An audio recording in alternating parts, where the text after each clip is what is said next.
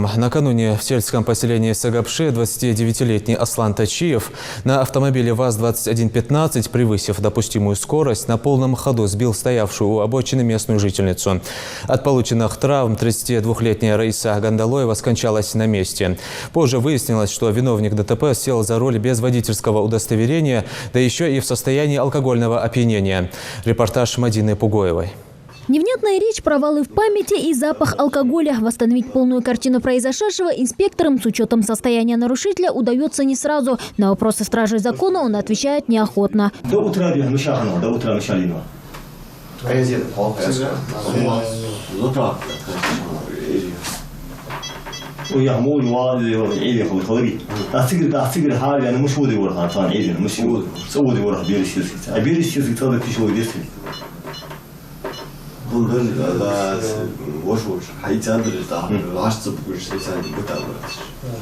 Нарушитель, судя по всему, еще не в полной мере осознал серьезность произошедшего. Накануне в Сагапши 29-летний Аслан Тачиев, превысив допустимую скорость, на полном ходу сбил стоявшую у обочины женщину. От полученных травм 32-летняя Раиса Гандалоева скончалась на месте.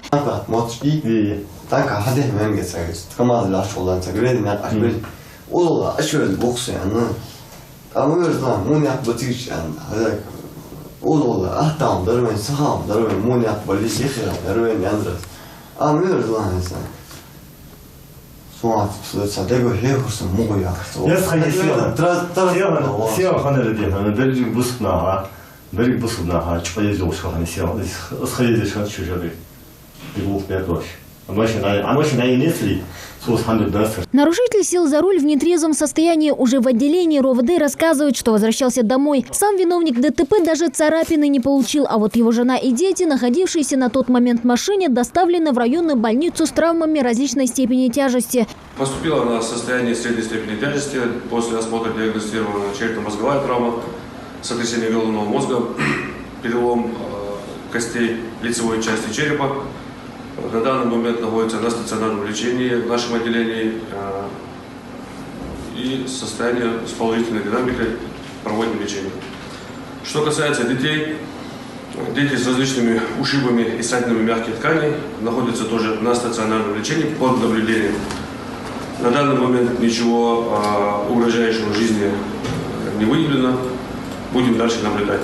Как выяснилось, тормозного пути у машины не было. Остановить несущуюся на огромной скорости серую 15-ю смог разве что забор частного дома. Лихач, будучи в состоянии алкогольного опьянения, потерял управление. Отрезветь и прийти в себя он не смог даже во время допроса в РОВД города Магобек. Но ответить за содеянное Аслану Тачиеву придется по всей строгости закона. По данному факту следственным отделом по Могилевскому району проводится проверка и назначены автотехническая экспертиза, судебно-медицинская экспертиза.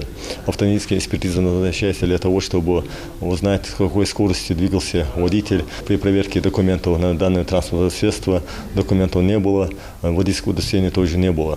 Ночь перед наездом на невинную женщину для Аслана Тачиева, по всей видимости, выдалась насыщенной. Рассказывает, что вместе с товарищем пили до самого утра. Собутыльник какое-то время потерял сознание. Как именно его машина оказалась у виновника ДТП, он даже не помнит. Я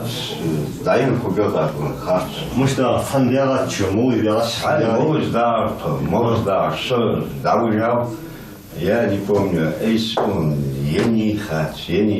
Так или иначе, отвечать придется обоим. За превышение скорости, последствия ДТП и ряд других нарушений уголовная ответственность понесет Аслан Тачиев. А за передачу транспортного средства владельцу авто придется заплатить штраф в размере 30 тысяч рублей. Мадина Пугоева, Рахман Цуров, Новости 24.